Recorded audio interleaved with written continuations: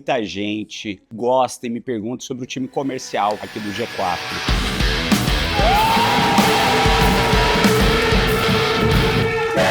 No dia primeiro, fazendo o que tem que ser feito.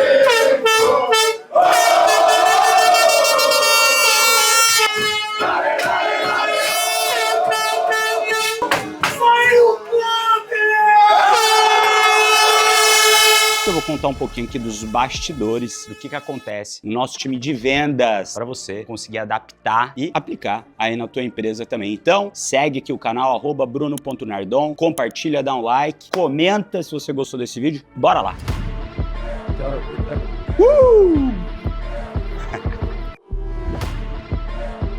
Olha só, galera, agora eu vou falar com o John. Meu querido, vou colocar aqui em você esse mic de novo. Não é triatlon hoje? Não, hoje não é, graças a Deus. Chega disso. John, fala um negócio pra mim. Quando você entrou aqui no G4? Abril de 2021. Abril de 2021. Quantos vendedores a gente tinha no time comercial? 10. 10? E hoje? 130.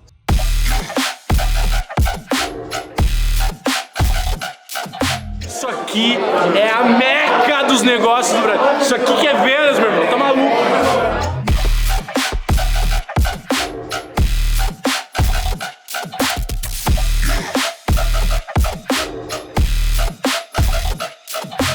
Você tirou de 10 para 130. Tirando de 10 para 50, foi indo até 130. A gente tem duas grandes áreas, né, Dom? Então, pré-vendas e vendas. Então, a gente entende que, dado o nosso fluxo de vendas, a jornada do cliente, faz sentido ter alguém que faz uma primeira conversa, né? Que muita gente conhece já, mas é a primeira conversa. E quem vai, de fato, depois explicar o produto. Quantas pessoas em pré-vendas, quantas em vendas? Metade, metade. Metade, metade. Metade, metade. E o que é cada bandeira que a gente tem aqui? Ah, essa é boa. A gente criou, pra não ficar dois grandes times, né, Dom? A gente criou várias equipes pequenas. Então, de 6 a 8 pessoas. Então, cada bandeira é uma equipe, vamos chamar assim. Aí, cada coordenador meio que cria um pouco da cultura dele ali, o jeito que ele quer tocar o time, identifica um time. Por que a gente criou esse monte de time? Tem um elemento técnico que é pra você conseguir fazer segmentos específicos, né? Então, você tem quem atende Instagram, quem atende canal A, canal B. É mais fácil você pilotar uma máquina que distribuída.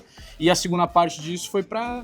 Como você falou, competir um pouco, né? Sempre bom competir um pouco, né, cara? Aí eles ficam cantando aqui. Daqui a pouco no YouTube é que parece aqui, eles cantando um contra o outro aqui, mas é saudável. Vai. Imagina que boa parte, 80% de todo mundo que a gente fala, são pessoas que vêm através de marketing digital. Só que, cara, a gente tá um mar enorme, né? Então, pré-vendas liga rápido pra essa turma, chega rápido, porque tem que pegar um pouco de todo o assunto. A emoção, tá com a atenção naquele assunto, né? Faz uma primeira triagem, né, Dom, pra ver se faz sentido. Porque, pô, se o cara vê, eu só quero tirar foto com o Nardon, pô, não é aqui. Perfeito. Você tenta lá, chama ele de alguns sinais, você consegue, vem aqui e tal.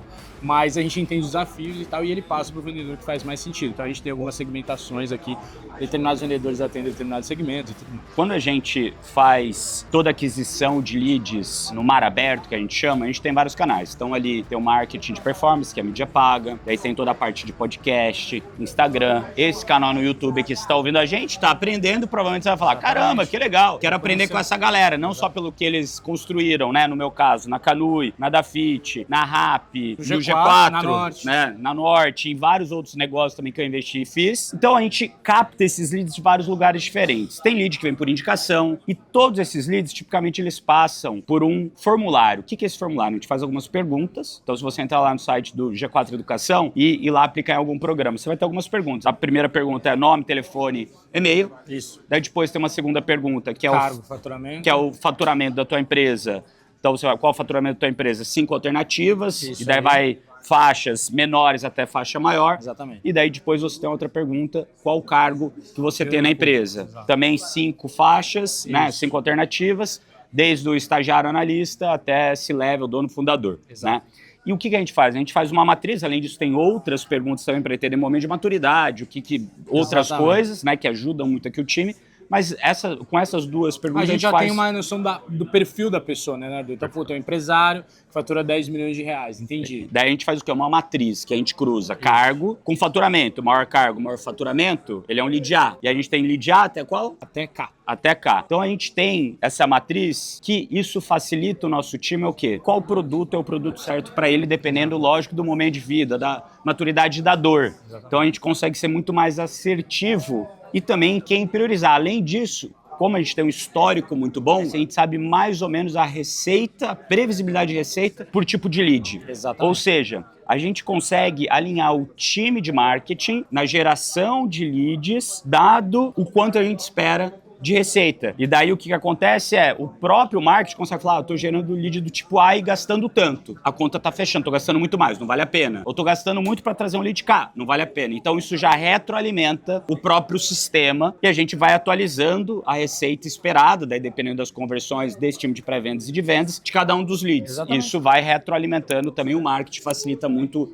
a vida deles. Agora, antes da gente terminar aqui contigo, fala pra mim, o que foi a mudança que a gente fez recentemente de ter um time de hunting e um time de farming? A gente entendeu que tinha uma oportunidade maior, ainda maior, né, do que a gente estava vendo, porque a gente foi crescendo rápido e foi aprendendo com as coisas, priorizando algumas coisas. Mas mais importante, né, Dom, que separar os times foi entender que a jornada do cliente era diferente, né? A gente estava conversando com o cliente nos mesmos tons, de maneira geral, né?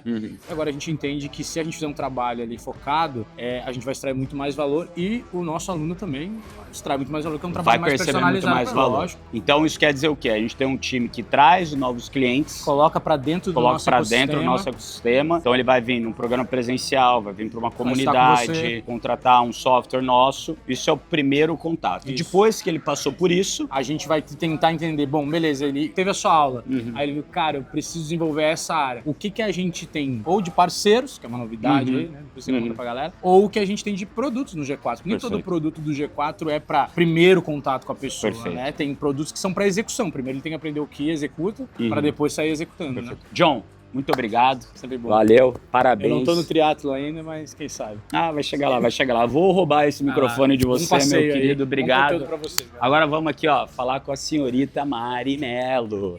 Ela que é triatleta, que me inspirou a começar no triatlo. Antes de mim. Sério? Agora você está me inspirando. Você já fez quanto 70.3? 3. 3? 2 vezes no Rio, 1 vez em Floripa. E aí, gostou? Gostei. Já quero fazer o full. Vai fazer, ano que vem a gente faz junto. Mari Mello, ela cuida de toda a parte de hunting, né? Que a gente acabou de falar de hunting e de farming. Ela que cuida desse primeiro contato com quem vai virar cliente do G4. Mari, me diz o seguinte, qual é a maneira que a gente comissiona o nosso time de pré-vendas e de vendas? Boa, a gente usa um modelo de remuneração aqui no G4, então, que se chama OTE, On Target Earning.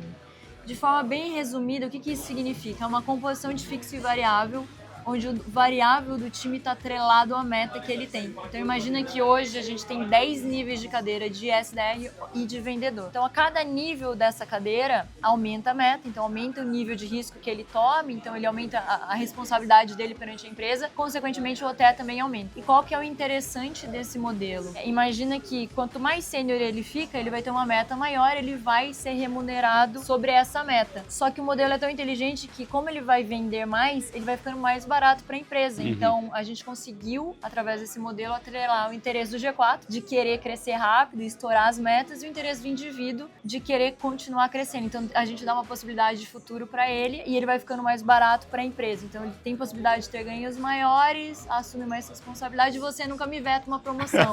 Então, para você é interessante que ele fique mais sênior aqui dentro. Exatamente, olha só. Nível 1 até o nível 10. Nível 1, se a pessoa bater 100% da meta, quanto que ela recebe? 7 mil reais. 7 mil reais. 7 mil reais. Então vamos lá, galera. Olha só pra vocês entenderem. 7 mil reais, 70% disso é fixo. Então 7 vezes 7 dá 49, então dá 4.900 reais fixo. E se a pessoa bater a meta, dá mais 2.100 reais. 150 mil ele teria que vender, ele teria esse variável. Então se ele vender 150 mil, ele tem mais esses 2.100. Exato. É isso. E aí o que a gente faz de também interessante, de gatilhos de entrada e sem gatilho de saída. O que isso significa? Imagina que para ele comissionar, ele precisa pelo menos entregar 70% da meta dele.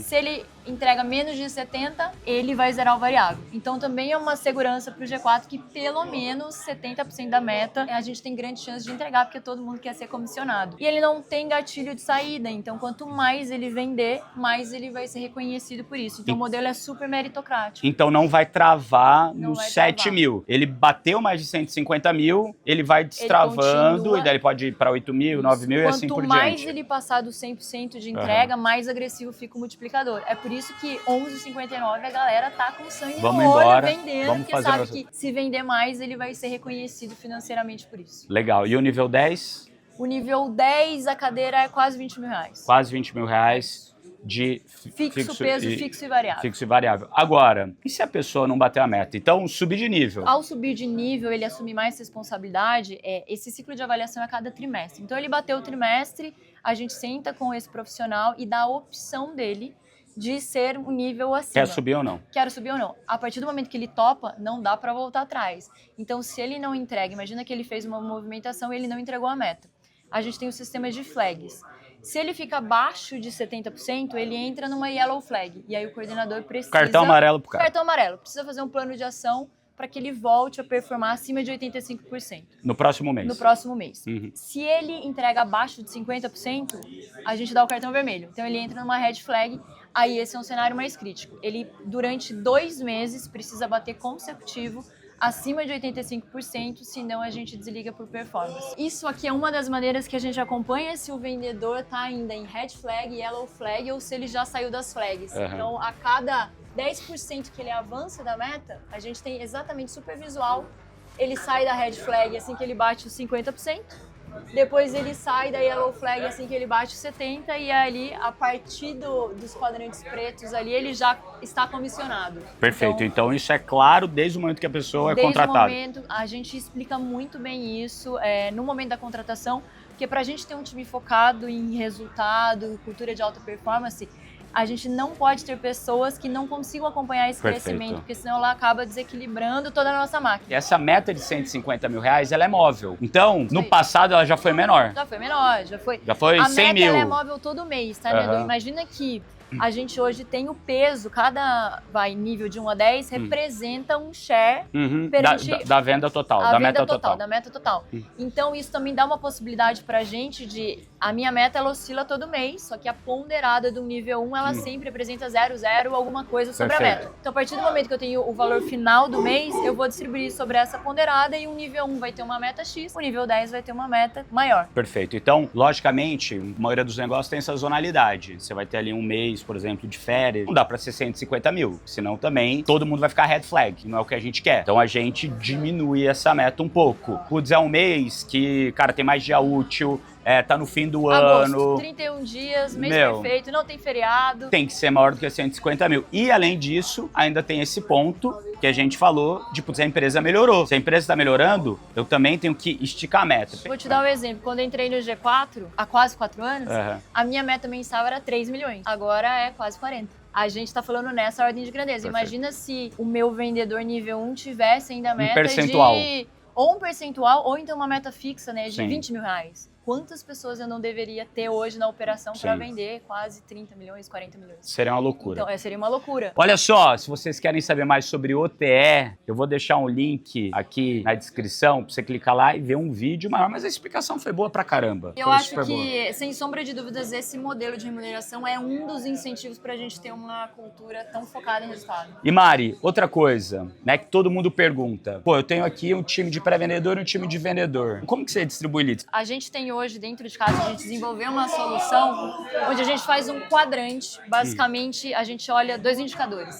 Receita por op, então a cada reunião que esse vendedor realiza, quanto que ele está tirando de receita e a conversão dele. E aí a gente posiciona o time de vendas nesse quadrante. Tá bom. Então o vendedor que tem uma maior conversão e tira mais dinheiro, ele está melhor posicionado. O vendedor que tem a menor conversão e tira o menor ticket médio, ele está no final do quadrante. E essa inteligência faz um peso para que os melhores vendedores recebam mais oportunidades ou mais reuniões do que os vendedores que ainda não estão tão bem. E essa performance, ela é móvel? Ela é móvel. A gente, a cada uma semana, esse quadro ele muda. Ele muda. Porque o nosso ciclo de vendas é curto. Se o ciclo fosse maior, ela poderia ser mensal, mais longo. Você não é um bom vendedor, você está um bom vendedor. Isso muda tudo. Porque o que acontece? A galera poderia reclamar, mas eu tô mal e eu não recebo lead bom. Pois é, meu amiguinho. Se você é bom também e não tá convertendo, não tá vendendo, você vai caindo, vai receber lead ruim e vai piorar. Então, você tem que correr atrás. Se você está bom, quer continuar bom, ó,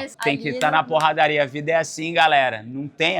Alguém vai lá e facilita pra você, meu amigo? Não facilita pra mim, nem pra ela. Eu vou facilitar aqui pra galera? Nem pros meus filhos eu facilito. Além do quadrante, Nerdão, a gente tem algumas filas de distribuição. Então, é um pouco do que você falou. Imagina que um vendedor está chegando, a gente tem 3 meses de rampagem, de onboarding, para que de fato ele comece a receber os melhores leads. Então esse quadrante, ele tem por perfil de lead. Então imagina que a gente decide aqui quais vendedores vão receber quais tipos de leads, e aí dentro dos tipos de leads que a gente distribui, ele vai se posicionando no ranking. Então o vendedor novo, ele fica com um lead de menor potencial, porque ele está aprendendo ainda sobre produto, objeção. A partir do momento que ele vai ganhando maturidade nesse perfil de lead, aí a gente vai dando mais potencial de receita para ele. Muito bom, olha só, galera, que aula que a gente teve com o John, com a Mari, e agora eu vou falar com o Rafa, que é o nosso CRO, nosso Chief Revenue Officer, que cuida do quê?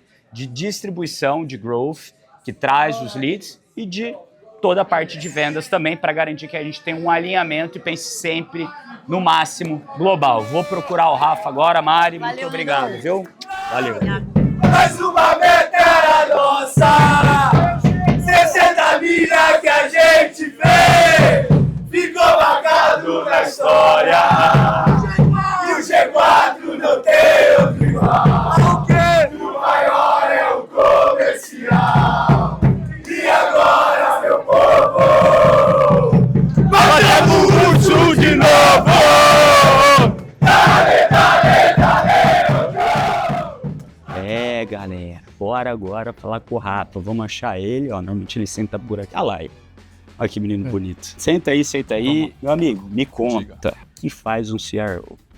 Então, vamos lá. Vamos falar que o CRO é o culpado, né? Em geral, nas empresas, quando não bate meta, o comercial coloca a culpa no marketing, o marketing coloca no comercial, aí o CRO ele vem em cima e fala, cara, a culpa é minha, eu vou descobrir quem que é o dono dela. A culpa é minha, eu coloco em quem eu quiser. Exatamente, aí é meio que o judiciário para ver onde está o problema. Mas acho que, em resumo, assim, as empresas pensam que é separado o trabalho de marketing do trabalho do comercial, e acho que tem que ter uma sinergia, né? Como que a gente faz para ajustar o funil de vendas, a demanda, colocar ele do jeito certo? Acho que vocês já falaram com o time comercial, mas como que a gente faz para planejar também, do começo do funil pro final, mas também do final pro começo? Fazer a interação de comercial com marketing, pro comercial virar pro marketing e falar assim, cara, eu preciso mais de lead desse tipo, a gente tem 39 linhas de produtos diferentes para vender, então a gente tem que fazer as duas áreas conversarem, se comunicarem, e aí pensando em marketing como os 4 P's de produto, e aqui o nosso comercial é a distribuição, é como que a gente vê os outros 3 P's de produto, alinha também com o comercial, e como que a gente recebe feedback pra gente estimular a demanda no que a gente precisa crescer. Isso é o ótimo global versus o ótimo local, né? Então como você faz para otimizar a receita, e aí você vê todos os canais e como que ela vai andando. Então assim, eu trabalhei na indústria, a grande briga que eu via na indústria era o comercial falar assim, coloco a comunicação na TV, e quando tiver na TV eu consigo colocar no mercado. E aí o marketing falou assim, não, é muito caro colocar o comercial na Globo, então quando você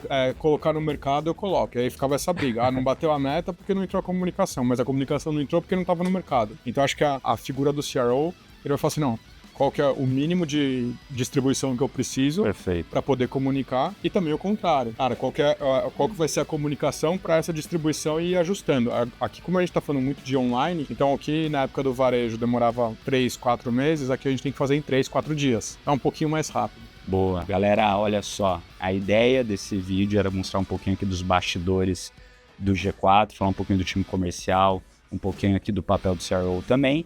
E eu quero saber com vocês, se vocês gostaram desse vídeo, desse formato, ó, manda aqui o comentário, dá um like e me diz que outra área aqui do G4 vocês gostariam de ver mais a fundo. Se tiver bastante comentário aí, eu vou pensar se eu vou abrir aqui a nossa caixinha de segredos das outras áreas, tá bom? E se você quer aprender mais sobre isso, também tem link aí embaixo, se inscreve, vê o formulário, faz o benchmark na gente e aproveita.